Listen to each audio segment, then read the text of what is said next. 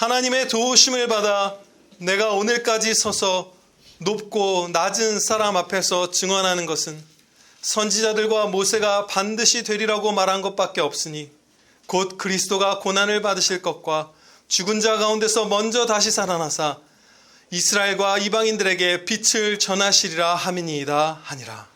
아멘. 본문 말씀 사도행전 26장 22절로부터 23절 말씀, 예수님으로 말미암는 육신의 부활이라는 복된 제목으로 선포하도록 하겠습니다.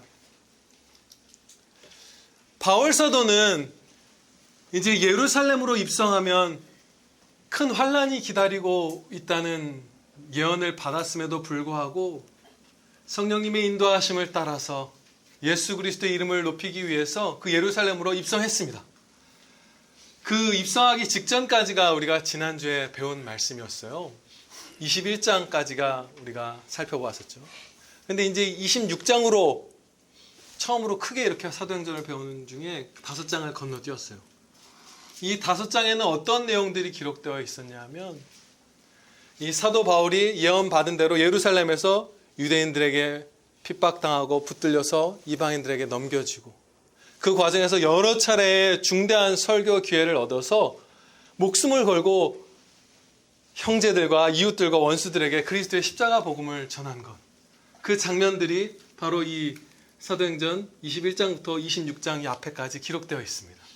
그리고 나서가 바로 오늘의 본문 말씀이에요. 이 바울 사도가 예루살렘에 입성해서 선포했던 말씀의 핵심, 그 복음의 핵심은 무엇일까요? 오늘 제목에서 눈치채셨겠지만 예수 그리스도로 말미암아 우리가 부활한다. 이것이 진리 중에서도 수천 가지 수만 가지의 성경 말씀의 진리 가운데서도 한 손에 꼽는 가장 중대한 진리 가운데 하나예요. 우리의 몸이 그리스도 안에서 다시 살아날 것이다. 본문 말씀에서도 이것이, 이 부활의 메시지가, 부활의 복음이 사도가 전한 복음의 핵심 중에 핵심이라는 것을 알 수 있습니다. 이렇게 사도가 고백을 해요. 자기가 어떤 내용을 선포했는지 한 문장으로 요약하는데 이렇게 요약합니다. 23절 말씀에 그리스도가 고난을 받으실 것과 죽은 자 가운데서 먼저 다시 살아나사 이스라엘과 이방인들에게 빛을 전하시리라. 먼저 다시 살아나사, 먼저 다시 살아나사. 예수님을 믿는 우리가 머리이신 예수님을 뒤따라 살아나게 될 것을 요약한 그런 표현이에요. 죽은 자들 가운데서 예수님이 먼저 살아나셨으니 그의 몸된 우리도 다 몸으로 부활할 것이다. 이것이 바로 사도가 평생을 목숨을 걸고 전한 진리 가운데에서도 가장 중대한 진리 중에 하나였어요. 한 손에 꼽는 그런 진리였어요. 오늘은 바로 이 사도가 중요하게 여긴 것은 하나님께서 중요하게 여기신 거죠. 하나님께서 제일 우리에게 귀중하게 우리가 누리기를 바라시며 찬양 드리기를 바라시며 주신 이 육신의 부활에 대해서 하나님의 말씀을 집중해서 살펴보도록 하겠습니다. 하나님께서는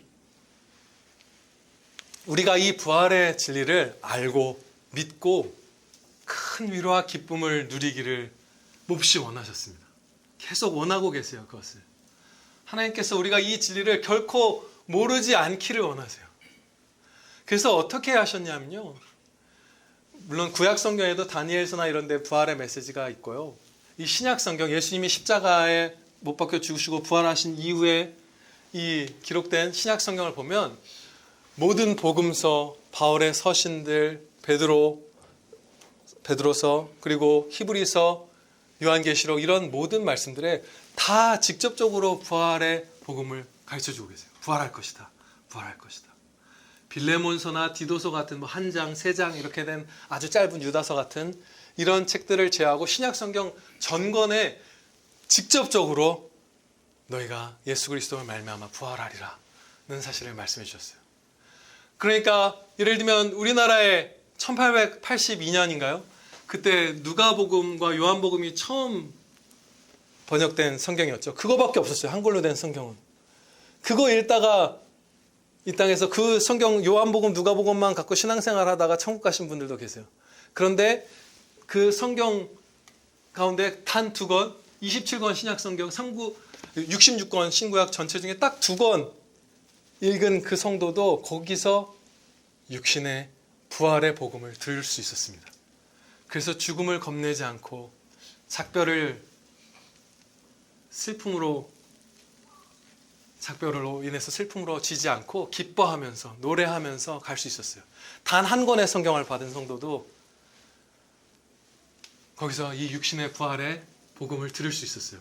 하나님께서 정말로 이것을 우리에게 주시고자 하는 것이에요.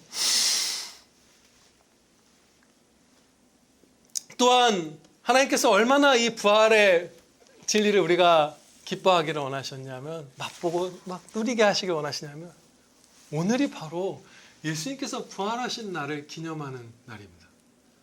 한 주의 첫날, 예수님께서 한 주의 첫날, 세상 사람들은 일요일이라고 부르는 날, 무덤에서 부활하셨잖아요.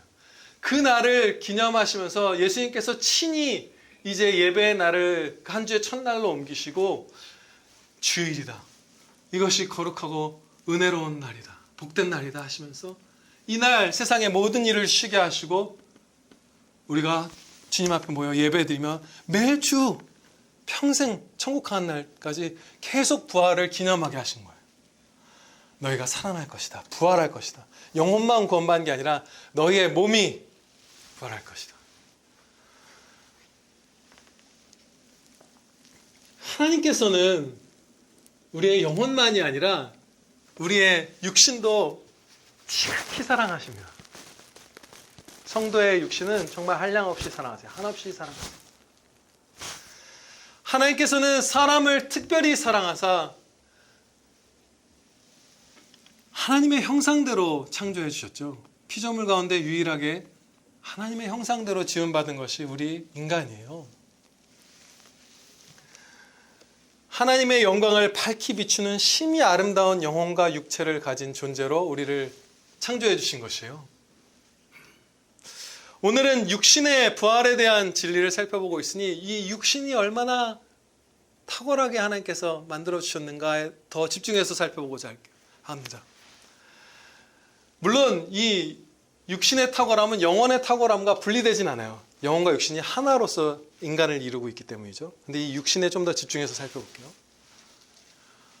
호주 같은데 워킹홀리데이를 다녀온 분들, 관광 같은 거 다녀온 분들 보면 그 호주의 국토의 90% 이상이 사막이라고 하죠. 그 드넓은 사막에서 불빛들, 인공 불빛이 하나도 없는 곳에서 공기도 맑죠. 거기서 쏟아지는 그 별들을 보고 감격해서 눈물을 흘렸다. 이런 경험들을 나눠주는 이웃들이 많아요. 그렇죠? 우리 형제들. 아주 우리가 늘 별이 있지만 특별한 조건이 갖춰진 것이죠. 좋은 복된 조건이 갖춰진 거예요. 언덕이 없고 빛이 없고 먼지가 없고, 그래서 우리 은하에 최소 5천억 개의 별이 있다고 하더라고요. 우리 은하에만. 그 5천억 개 이상의 별이 이루는 그 은하수를, 쏟아질 듯한 은하수를 보면서 하나님의 영광이 밝히 비추는 것을 목격하고 감격해서 눈물을 흘린 거예요. 영혼이 요동치는 거예요. 그런데 단 한 사람의 가수가 경연 프로그램 같은 데서 혼신의 힘을 다해서 노래를 할 때 우리가 그것을 직접 보는 것도 아니고 맨날 있는 거실에 소파에 누워서 조그만 TV로 봐도 그 5천억 개의 별을 볼 때와 같은 눈물을 쏟습니다. 오히려 더 많이 감격해요. 여러분들 무슨 임영웅 씨다, 나는 가수다 해서 임재범 씨가 뭐죠? 그 윤복희 씨 노래 불렀을 때 나는 너의 그거 불렀을 때 제 친구 중에 진짜 약간 거의 소시오패스 같은 친구도 있는데 걔도 울어요. 네. 왜냐하면 이것은 성경에 합한 지혜로운 반응이에요.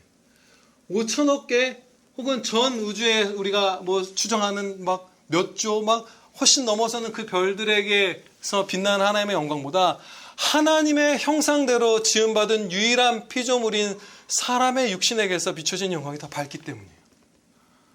그래서 그 특별한 조건이 갖춰진 그 호주라는 땅, 무슨 미국 어디 네바다에서만 그 별들을 보면 좀 감격해서 눈물을 흘리는데, 한 가수가 숨을 들이마시고 그 영혼의 지시에 따라서 성대를 울려서 노래를 시작할 때 우리가 우는 거예요. 훨씬 탁월한 거예요. 하나님이 우리를 이렇게 사랑하신 거예요. 우리의 몸까지. 그리고 우리 동해바다가 생각났어요. 동해바다 참 아름답죠. 한국인의 그 보물이죠. 근데 한 500번 여러분 동해에 놀러 갔다 생각해 보세요. 질리시죠? 무덤덤해질 거예요. 막 어디에 막 포항에 500번 갔다 그러면 또 왔나? 그냥 뭐 손이 있나 보네. 뭐 울산인가요? 포항인가요? 그런데 우리가 아이들 키우면서 그 아이들이 웃는 모습 이런 거 5,000번, 5만 번 봐도 안 질려요. 계속 거기서 전율하고 어떻게 이렇게 아름다울까? 하나님은 어떤 분이실까? 우리 사람의 육신에서 하나님의 그 영광을 보면서 하나님의 그 사랑의 손길을 목격하면서 우리가 감탄합니다. 전율해요. 하나님께서 우리의 육신을 이토록 사랑하신 거예요. 영혼만, 하나님의 형상이 더 밝게 드러난 영혼만 사랑하신 게 아니라 우리의 몸을, 여러분의 몸을 그렇게 사랑하신 거예요.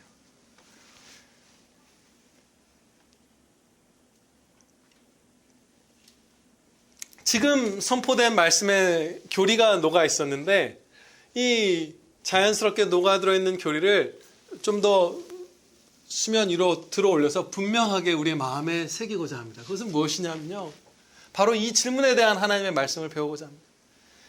인간의 영혼만 하나님의 형상대로 지음받았는가? 아니면 육신까지도 성삼위일체 하나님의 형상대로 지음받았는가? 하는 귀중한 질문의 답을 살펴보도록 하겠습니다. 이미 답을 알고 계시겠죠? 좀 전에 들었던 예로서.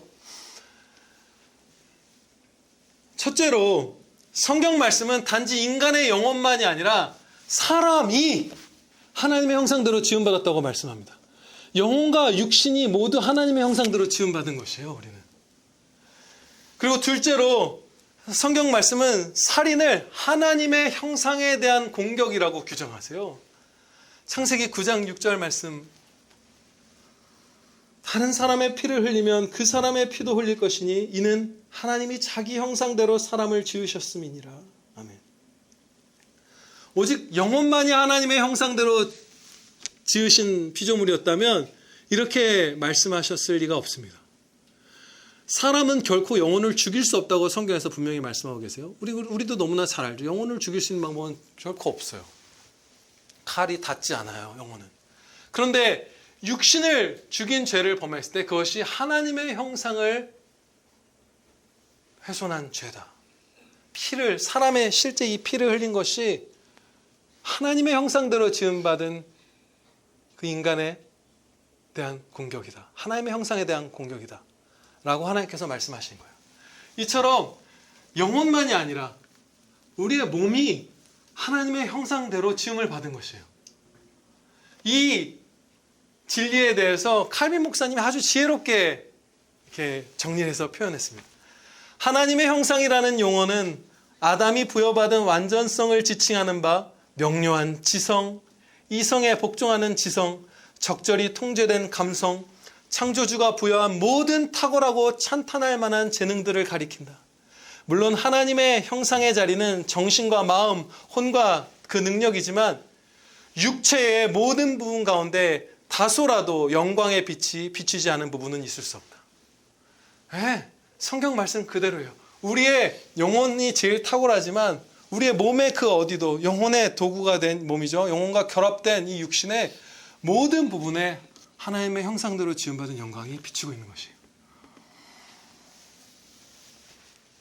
그러니까 여러분 막 영적이어야 하고 이런 것들 우리가 성경 말씀에서 배우고 우리의 영혼의 성화 이런 것들을 위해서 우리가 노력하지만 우리의 사랑하는 사람들 얼굴 보고 매만지고 그거 기뻐하고 막 소개팅할 때 얼굴 보고 그런 거 합당한 부분이 있습니다.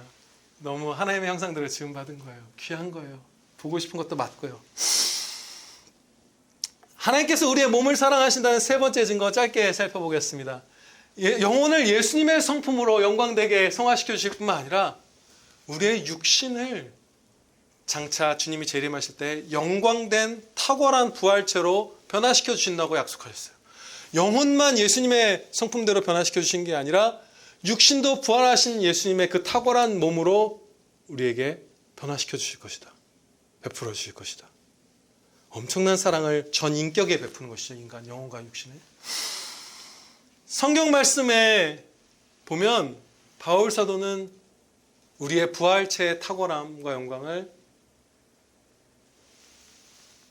이렇게 비유한 거예요. 우리의 현재의 육신은 나무의 씨앗이고 부활의 육신은 그 나무가 자라난 모습이다. 그만큼의 격차를 가질 정도로 탁월하다. 부활의 육체가. 성경에 자주 등장하는 포도나무나 올리브 나무로 비교해 보자면 그 씨앗 보시면 알겠지만 그냥 갈색의 요만한 흙덩어리 같은 거잖아요. 올리브 나무 씨앗, 뭐 포도 씨앗 이런 거. 그런데 그냥 평범한 그 특별히 큰 나무들도 아니죠. 근데 그게 자라면 어떻게 되죠? 씨에 한 몇 배 정도 무게가 나갈까요? 씨는 1g이 안 되잖아요. 그렇죠? 그 나무는 막 몇십 킬로씩 나가잖아요. 막 몇백 킬로 나가는 포도나무 이런 것들도 있어요. 그건 막 1000배, 10,000배 막 그렇게 넘는 거예요. 그럼 얼마나 그 크기와 그 무게에 있어서 그렇고 그 아름다움은 어떻죠?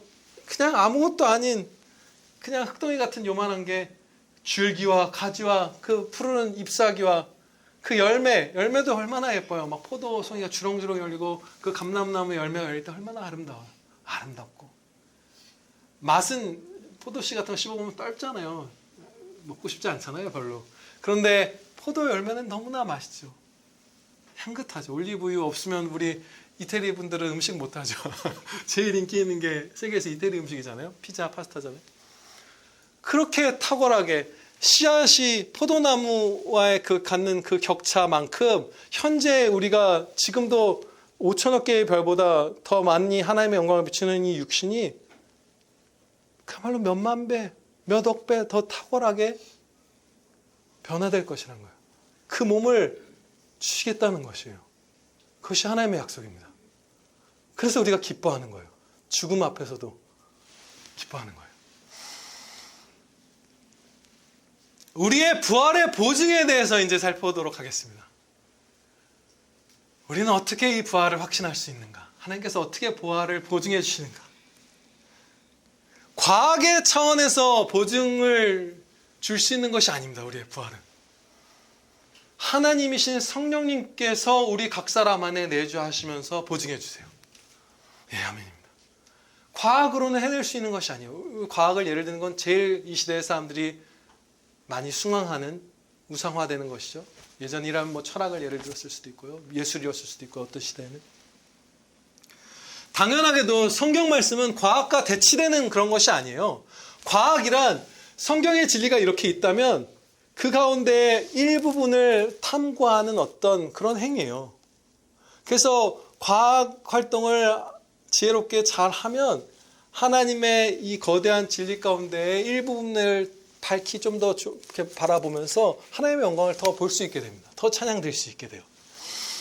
우리가 지난주에 살펴본 예로 그 반기독교적인 사상을 갖고 있는 그 와인버그 박사님, 노벨상을 타신 분, 그분이 이 우주를 연구하다가 이 생명체가 살 수 있는 그 물리상수들이 다 갖춰진 이 기적 같은 것을 보면서 자애로운 디자이너가 이 창조주죠.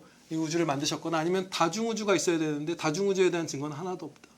근데 예수님은 안 믿긴 하죠. 그런데 다중우주가 있다면 몇 개가 필요한가? 우연에 맡기는 거예요. 우주가 너무너무 많아서 그 가운데 하필 지금 우리가 사는 우주처럼 생명체가 살 수 있는 우주가 나타난 것이다. 확률에 맡기는 건데 그 물리학자들이 그 제시한 숫자가 몇이냐면 조, 뭐 해, 경 이런 단위를 넘어서서 막 공이 막 100개, 막 1000개 이렇게 붙는 거예요. 그래서 뭐 단위 이름이 있나 찾아보니까 구골 이런 단어 여러분 들어보신 분 계시나요? 수학 이공계 분들은 아시나요?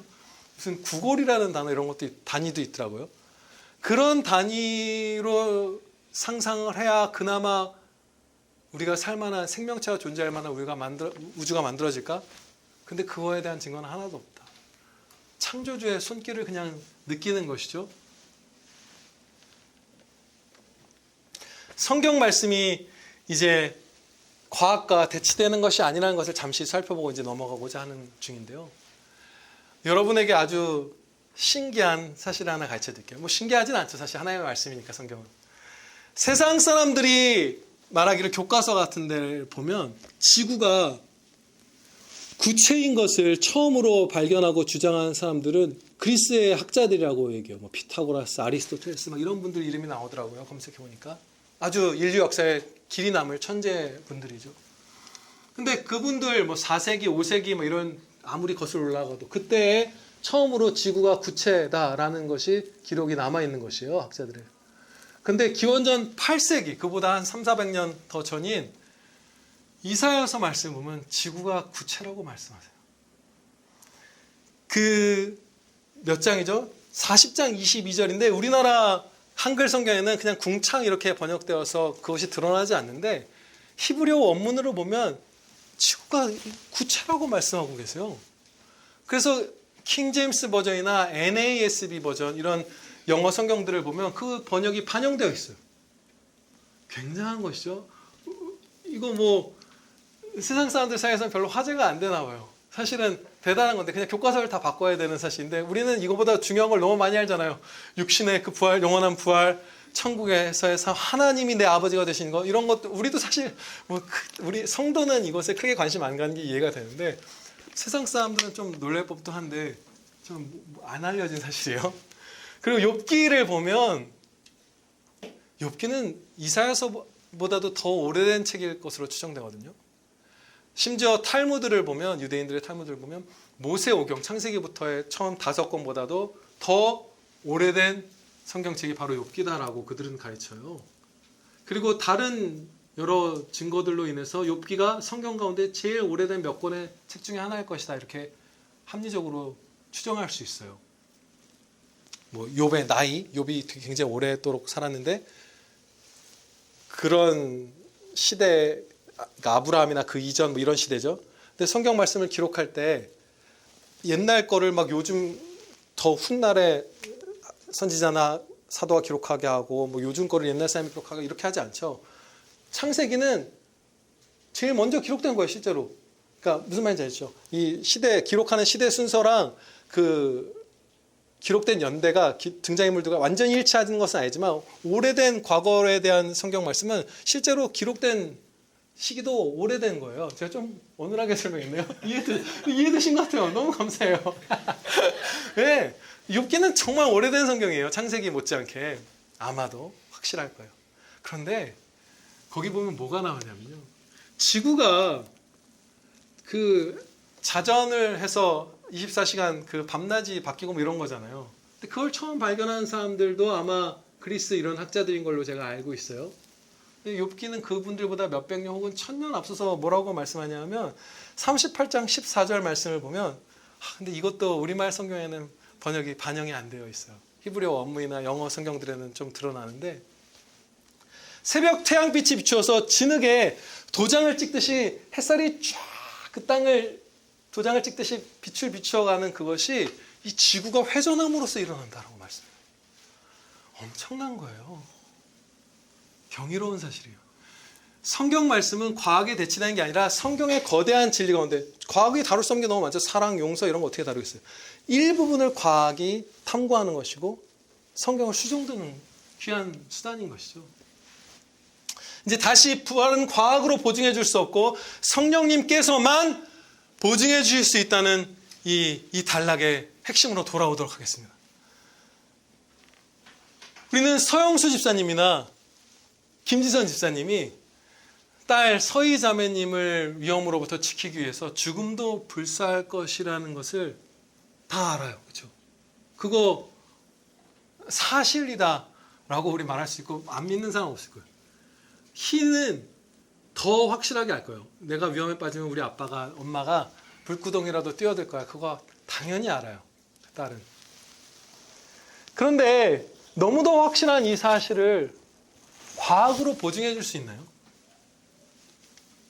없어요. 그 과학이 어떻게 해줄 수 있는 영역이 아니에요. 세상엔 그런 부분들이 많아요. 법률가도 보증해 줄 수 없죠. 예술가도 보증해 줄 수가 없고 철학가도 해줄 수가 없어요. 방법은 딱 하나예요.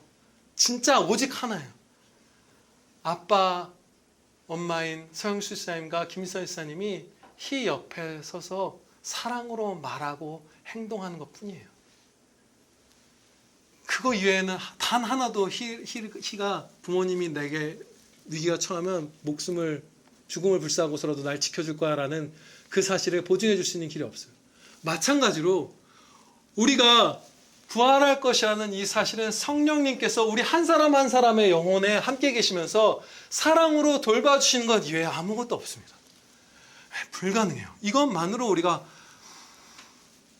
보증받을 수 있는 거예요. 그래서 여러분이 어떻게 사람이 부활합니까? 막 이런 것들에 대한 것들 막 안 믿는 분들이나 믿음이 연약한 분들에게 과학적으로 막 설명하려고 막 이렇게 애를 쓰지 마세요.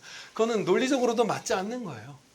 성령께서 내주하여 주시는 참 성도라면 그는 언젠가 반드시 확신하게 됩니다. 이 진리를 로마서 8장 11절에서 밝히 가르쳐주세요. 로마서 8장 11절 제가 봉독하겠습니다.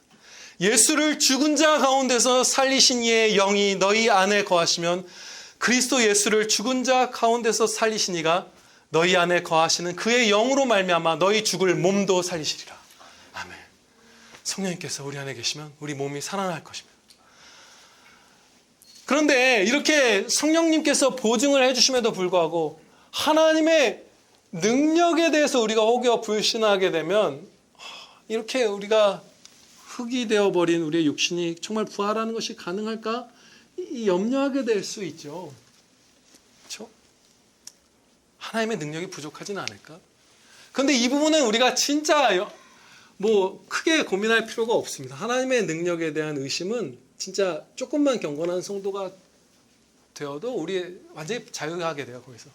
왜냐하면 불신자인 그 노벨상을 탄 박사님조차도 로마서 말씀대로 이 피조 세계와 자신 안에 있는 신성에 대한 감각을 통해서 창조주 하나님이 계신다는 것을 알아요. 성도들은 말할 것도 없죠. 창조주 하나님이 계신다는 것을 너무나 선명하게 체험합니다. 불신자분들보다 더 밝이 느껴요. 왜냐하면 우리는 우리 외부의 피조 세계만 보는 것이 아니라 내 안에서 사람은 흉내낼 수도 없는 역사, 내 영혼이 새 생명으로 거듭나서 거룩하게 변화되는 새 창조의 역사를 나 자신의 존재에서 맛본 사람들이잖아요. 그래서 구주께서 창조주이시다. 구주 하나님이 우리의 창조주이시고 창조주 하나님이 우리의 구주이시다라는 진리를 우리는 너무나 쉽고 명확하게 아는 자들입니다. 그래서 하나님의 능력이 부족해서 이 세상을 창조하신 하나님의 능력 부족이라는 건 없죠.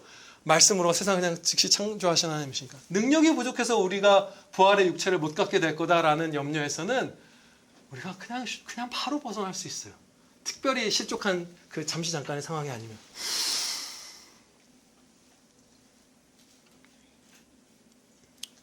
이제 다음으로 나아가도록 하겠습니다. 하나님께서는 이 부활의 은혜를 우리가 누리기를 몹시 원하시잖아요. 우리가 위로받고 기뻐하고 그러면서 하나님께 노래하기를 원하시잖아요.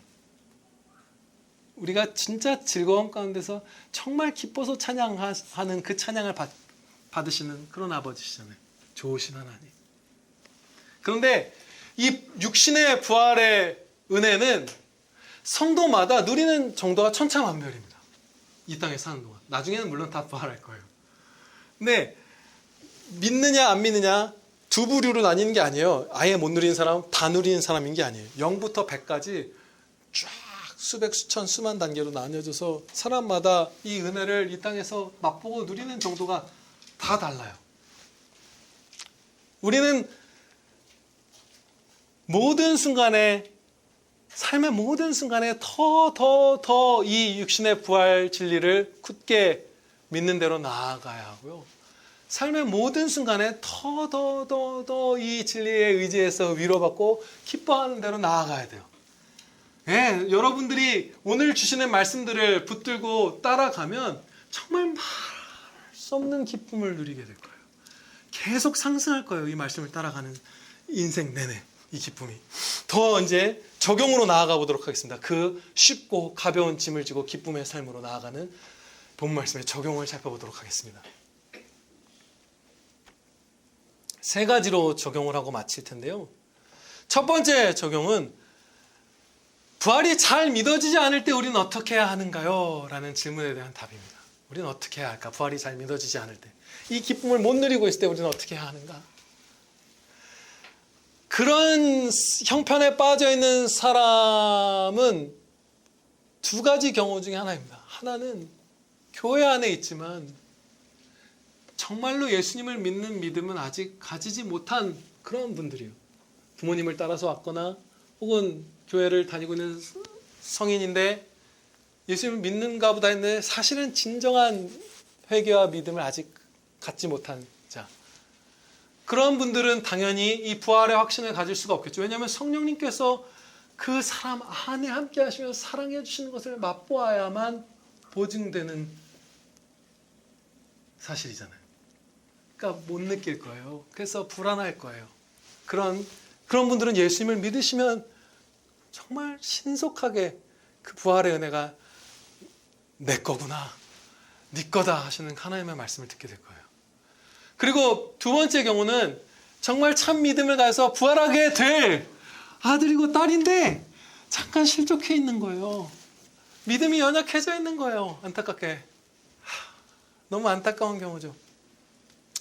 하나님의 말씀을 거의 따르지 않는 상태로 사는 시간이 너무 많아서 성령님을 많이 소멸한 거예요. 성령 충만함의 반대의 길로 가서 성령님의 보증을 많이 못 누리는 거예요.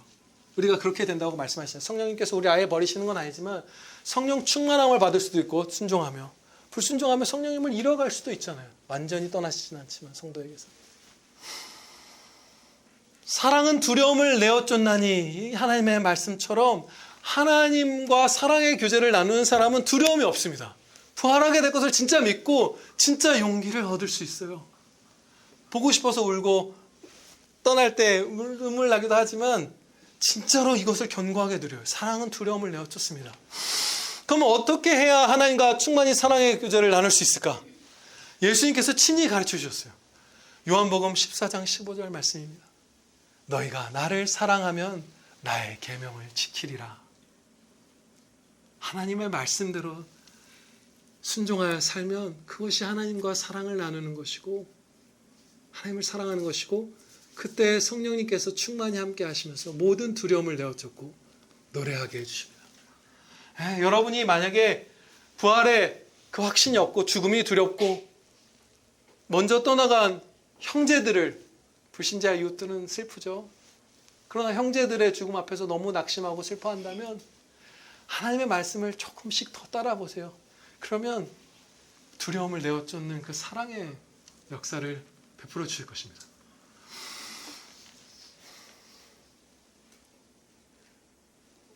리듬적으로는 좀 끊기지만 이 말씀 덧붙일게요. 부활의 확신은 사도만큼 바울 사도만큼 순종해야 가질 수 있는 게 아니라 조금만 충성된 자녀가 되면 다 누릴 수 있어요. 멀지 않습니다. 두 번째 적용하겠습니다. 울면서 기뻐하는 성도의 장례식을 우리가 행합시다. 이 장례식에서 우리가 좀 변혁이 각성이 일어났으면 좋겠어요. 슬퍼하면서 더 큰 위로와 기쁨으로 행하는 장례식, 또 장례 예배 이런 것들이 있었으면 좋겠어요. 합당하고 복되죠. 너무 보고 싶죠. 우리 형제들 당연히 보고 싶죠. 눈물 나죠. 너무 슬프죠. 그 형제는 행복하게 있겠지만 남겨진 우리가 울죠. 너무 슬퍼요. 보고 싶고. 그런데 다 함께 예수님이 이 땅에 오실 때 부활해서 하늘로 그 부활한 육신들을 들어올려서 예수님을 하늘에서 맞이하게 했어요. 모든 성도들이 다 같이 주님을 우러 하늘에 떠서 그 영광된 부활의 육체를 갖고 함께 하나님께 찬양드리며 영광된 잔치를 누리게 해주세요. 그래서 우리가 사실은 슬픔보다, 그 보지 못하는 슬픔보다 훨씬 더 큰 기쁨이 있는 것이죠. 그래서 우리가 이런 실천을 제가 진지하게 말씀드릴게요. 형제로서, 진지한 어떤 권면 목사로서 또 하는 게 뭐냐면, 우리가 이런 걸 했으면 좋겠어요.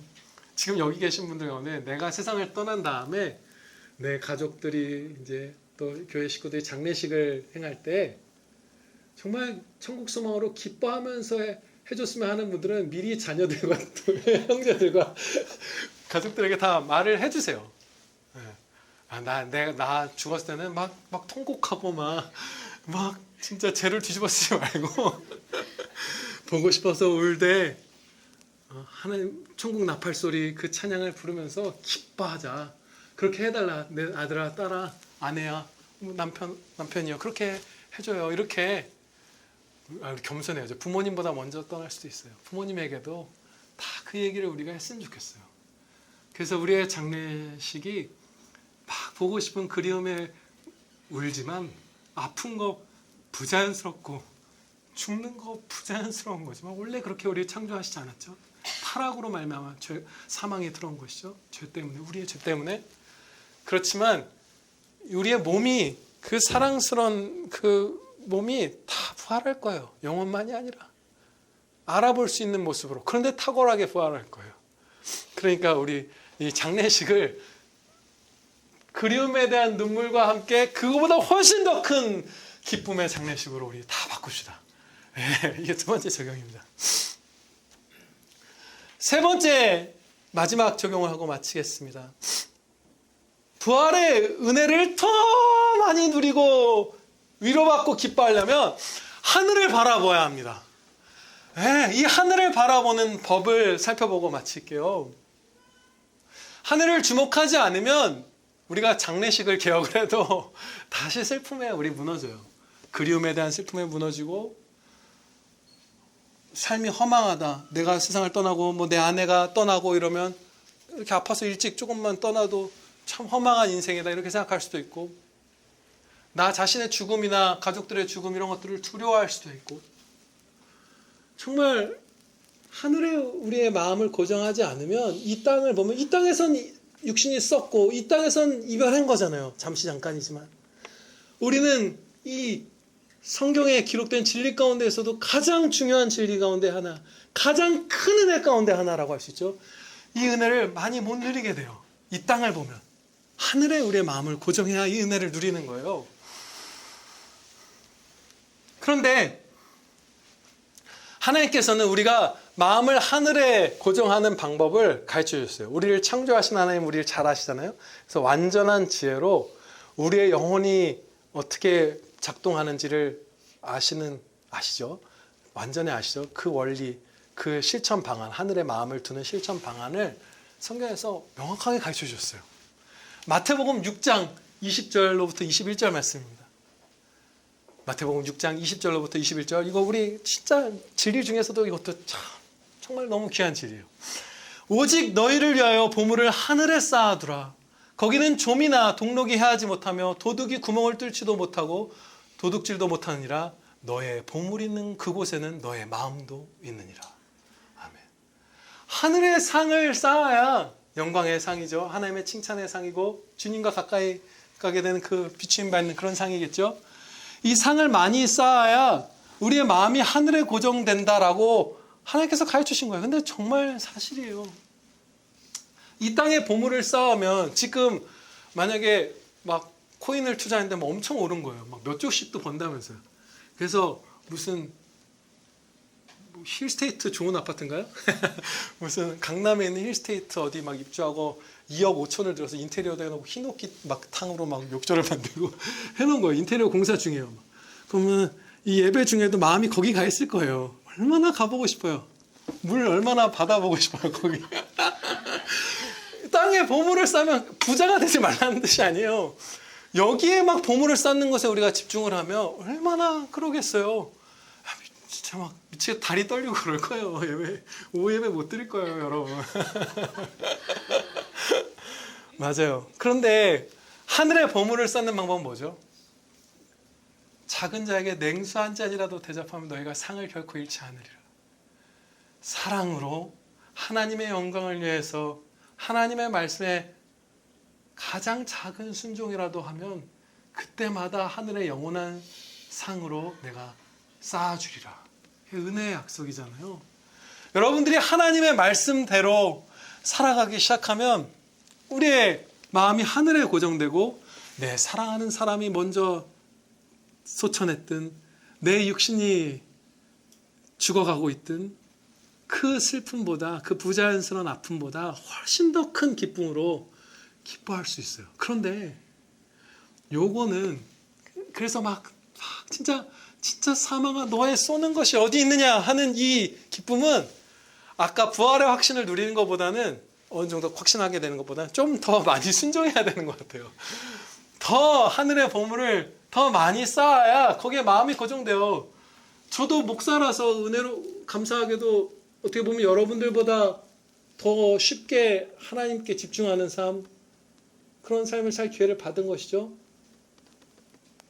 어떤 면에서 쉽고 어떤 면에서는 공격이 더 많네요. 그런데 아무튼 그런데도 이 땅의 보물을 쌓고 이 땅에 막 제가 매진할 때 많아요.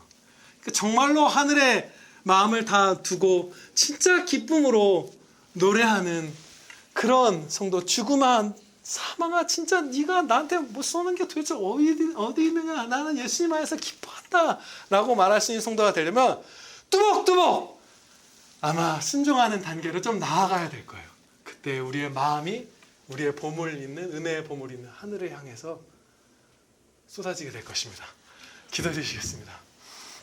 아버지 하나님, 이 자리에서 하나님의 말씀을 들은 모든 주님의 아들, 딸들에게 이 부활의 가장 큰 이 은혜 가운데 하나인 이 부활의 은혜를 이 땅 가운데에서도 누리며 노래하며 기뻐하는 그 날들 저희 모두에게 허락하여 주시옵소서.